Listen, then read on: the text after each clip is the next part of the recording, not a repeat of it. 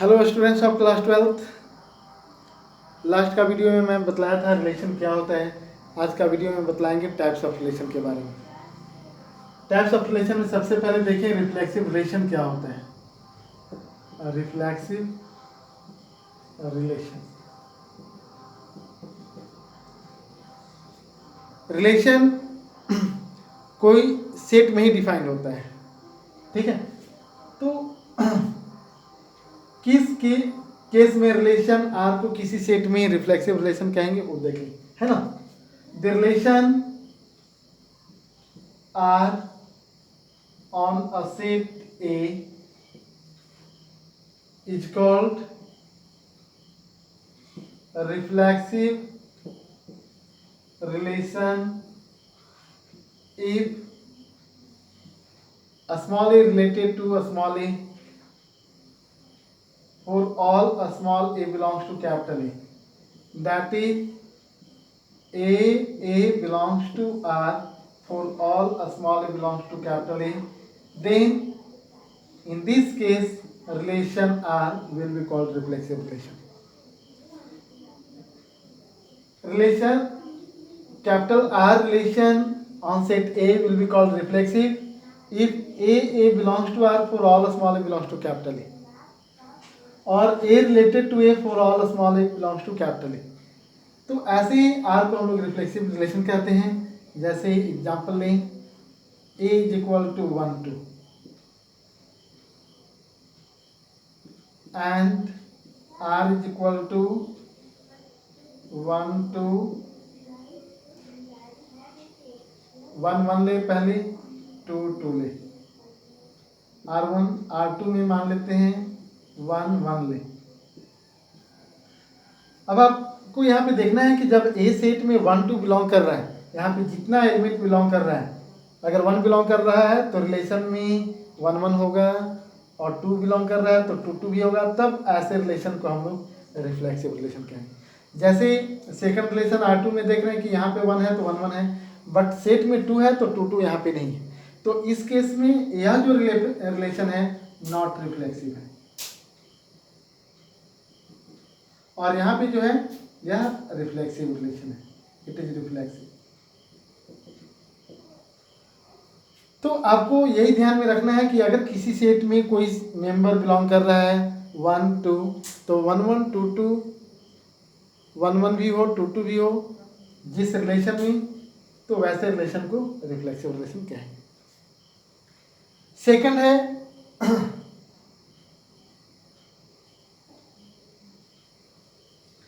the relation R on a set is called symmetric relation. Is called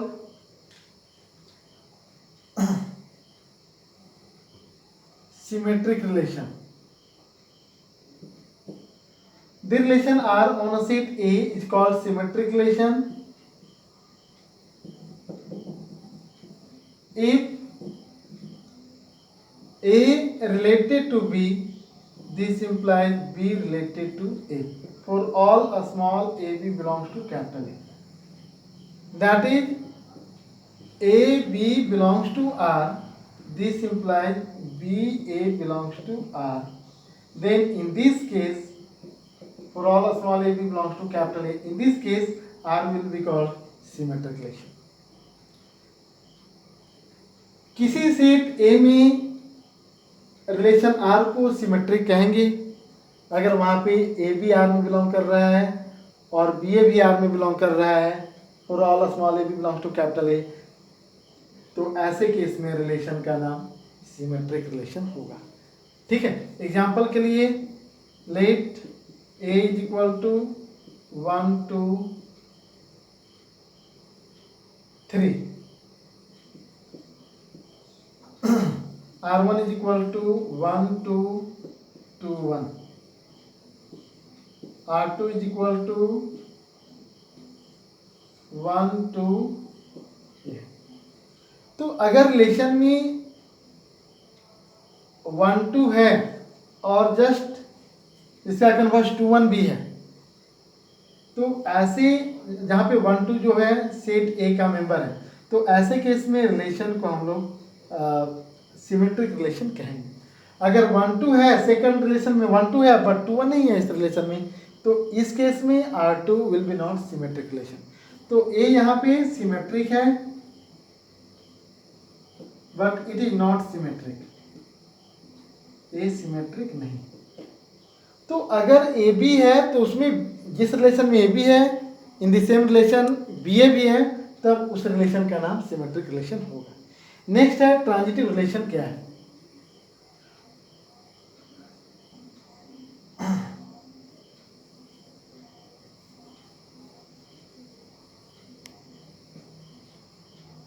transitive relation, the relation R on set A is called transitive relation if A related to B and B related to C. This implies A related to C for all small a, b, c belongs to capital A. That is, AB belongs to R, BC belongs to R. This implies AC belongs to R for all small a, b, c belongs to capital A. तो ऐसे case में relation का नाम transitive relation होता है। कहता है कि किसी सेट में रिलेशन R को ट्रांजिटिव कहेंगे अगर AB भी R में हो, BC भी R में हो और AC भी R में हो। AB R में है, BC R में है, तो A और C भी R में है, रिलेशन में है, तो वैसे केस में रिलेशन को हम लोग ट्रांजिटिव रिलेशन कहते हैं। एग्जाम्पल के लिए let A is equal to 1 2 3, R1 is equal to 1 2 2 3 1 3, R2 is equal to 1 2 1 3, R3 is equal to 1 2 2 3। अब यहाँ पे देखें 1 2 है, 2 3 इस रिलेशन में है, तो 1 3 भी इसी रिलेशन में है। 1 2 है, 2 3 है, तो 1 3 भी इस रिलेशन में है, तो इसलिए इस रिलेशन को हम लोग ट्रांजिटिव रिलेशन कहेंगे। It is transitive relation. यहाँ पे क्या देख रहे हैं कि 1 2 है और 2 से कोई इसमें स्टार्ट नहीं हो रहा है, तो भी इसको हम लोग ट्रांजिटिव रिलेशन समझेंगे। 1 3 है, 3 से कोई स्टार्ट नहीं हो रहा है, तो ये भी रिलेशन को हम लोग ट्रांजिटिव कहेंगे। अगर 1 2 है और 2 से यहाँ पे कोई स्टार्ट होता है, जैसे 1 2 है 2 3 भी है और 1 3 इसमें नहीं रहता, तो ये रिफ्लेक्सिव नहीं होता। उसी तरीके से यहाँ पे 1 2 है बट 2 से कोई स्टार्ट नहीं हो रहा है, 1 3 है, 3 से कोई स्टार्ट नहीं हो रहा है, तो यहाँ पे हम लोग ऐसे रिलेशन को ट्रांजिटिव रिलेशन कहते हैं। It is also transitive relation. R2 is also transitive relation. R3 1 2 है, 2 3 है बट 1 3 इसमें नहीं है, तो इट इज नॉट ट्रांजिटिव, ये नॉट ट्रांजिटिव हो गया, it is transitive, it is also transitive. तो यह है ट्रांजिटिव रिलेशन का डेफिनेशन।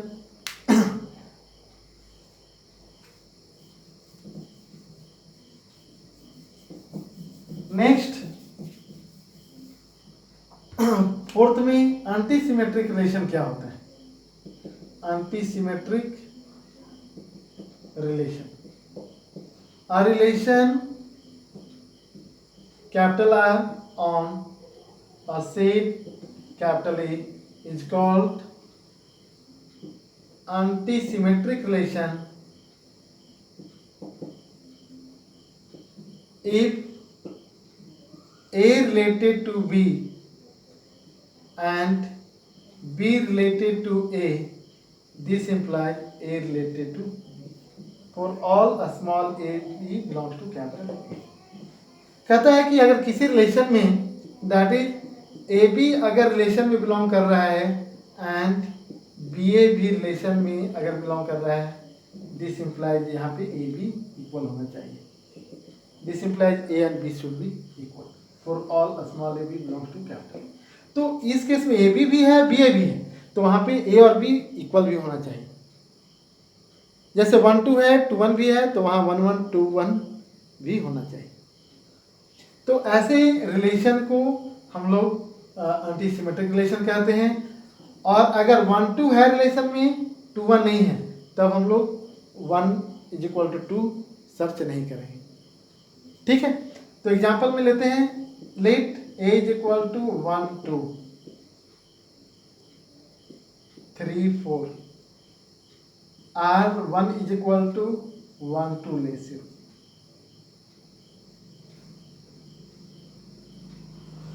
r2 1 2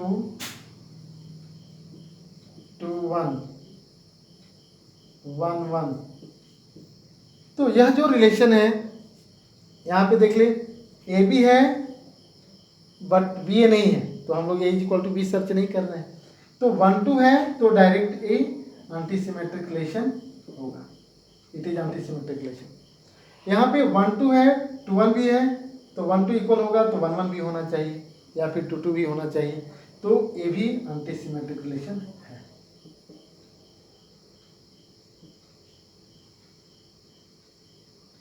तो ये है एंटी सिमेट्रिक रिलेशन का डिफिनेशन।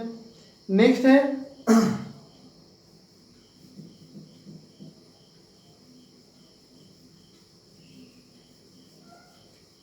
आपको मैं लास्ट वीडियो में बताया था एम्प्टी रिलेशन और universal relation. Relation are on set A is called empty if R is equal to 5। अगर कोई रिलेशन में कोई मेंबर नहीं हो तो वैसे रिलेशन को एम्प्टी कहेंगे। Relation are on set A is called universal relation if R is equal to A cross A. एक है इक्विवेलेंस रिलेशन। क्या होता है? What type of relation will be called equivalence relation? Equivalence relation. A relation R on set A is called an equivalence relation if it satisfies first reflexive relation,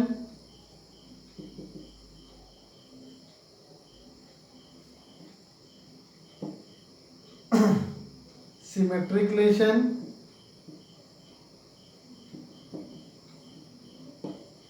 and transitive relation. Transitive relation, अगर कोई relation set ए में reflexive हो, symmetric हो, transitive हो। अगर कोई relation are set ए में reflexive भी है, सिमेट्रिक भी है, ट्रांजिटिव भी है, तो वैसे केस में रिलेशन को हम लोग इक्विवेलेंस रिलेशन कहेंगे। तो इक्विवेलेंस रिलेशन होने के लिए रिलेशन को रिफ्लेक्सिव, सिमेट्रिक और ट्रांजिटिव तीनों होना चाहिए। ठीक है, और उसी तरीके से एक है partial order relation. Partial order relation, एक रिलेशन आर जो है किसी सेट ए में अगर रिफ्लेक्सिव हो, एंटी सिमेट्रिक हो और ट्रांजिटिव हो, तो वैसे केस में रिलेशन का नाम पार्शियल ऑर्डर रिलेशन होता है। A relation R on a set A is called partial order relation if it is reflexive, antisymmetric and transitive. Next video में मैं बतलाऊंगा फंक्शन के बारे में और टाइप्स ऑफ फंक्शन के बारे में, और तब यहाँ से कुछ हम लोग क्वेश्चन देखेंगे। तब तक के